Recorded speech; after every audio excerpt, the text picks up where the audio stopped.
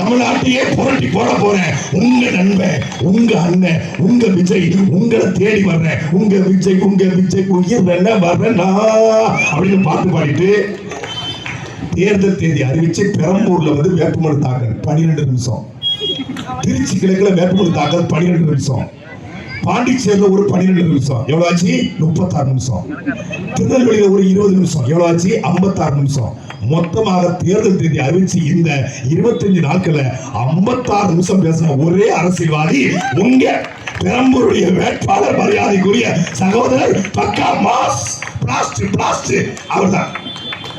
எங்க அண்ணன் ஒரு நாளைக்கு 8 மணி நேரம் பேசுறா. என்ன பேசுறாரு?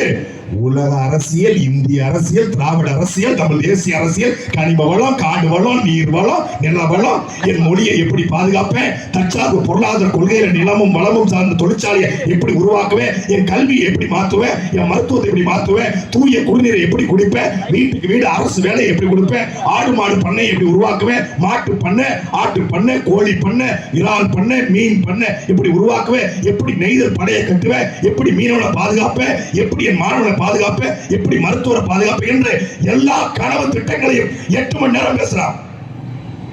ஆனா அந்த 56 நிமிஷமும் மக்களை விரும்புகிற, மக்கள் இருக்கிற அந்த ஸ்டாலினா, மக்கள் விரும்புகிற விஜயா, ரெண்டு பேர் தான் போட்டி, 4 முனை போட்டி, 40 முனை போட்டி, என்ன உருட்டாலும் 2 பேர் தான். ஒண்ணு இன்னொன்னு, உங்களுக்காக உங்க விஜய் எல்லாத்தையும் இழந்துட்டு, எல்லா வழியும் தாங்கிட்டு, எல்லா வேதனையும் தாங்கிட்டு உங்களுக்காக வந்திருக்கிறேன். எல்லாத்தையும் விட்டுட்டு வந்திருக்கிறேன். எதுல வந்த? சார்ட்டர் பிளைட்ல வந்தேன்.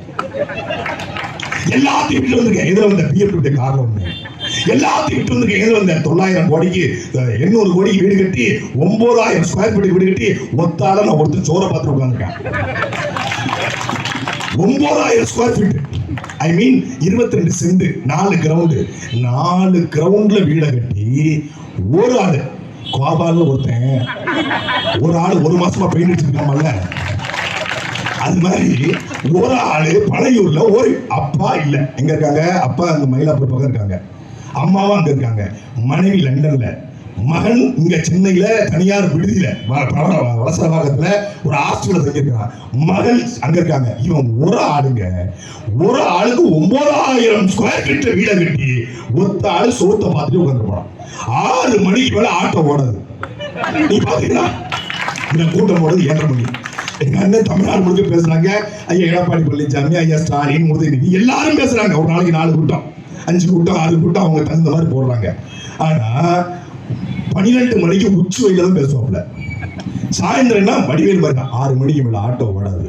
என்னதான் இருந்தாலும் 6 மணிக்கு வீட்டுக்கு வந்துடணும். அப்படி 6 மணிக்கு வீட்டுக்கு ஒண்ணு யாராம்பா கூப்பிடுறா? பொண்டாட்டியும் இல்ல, பிள்ளையும் இல்ல, அப்பாவும் இல்ல, அம்மாவும் இல்ல, யாராம் கூப்பிடுறா 6 மணிக்கு? அப்படி தெரியல எனக்கு.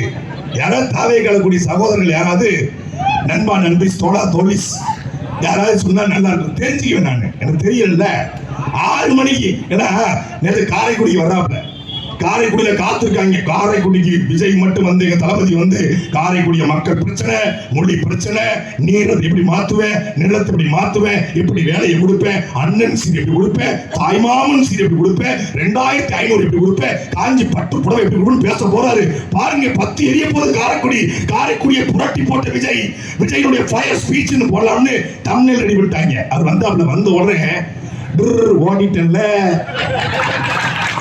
வடிவேலு குடிச்சு ஓடுவார்ல, அது மாதிரி வண்டியை வந்து இப்படி தேவரசில பக்கம் திரும்பி, ஏன்னா 2:10 ஆயிடுச்சான்.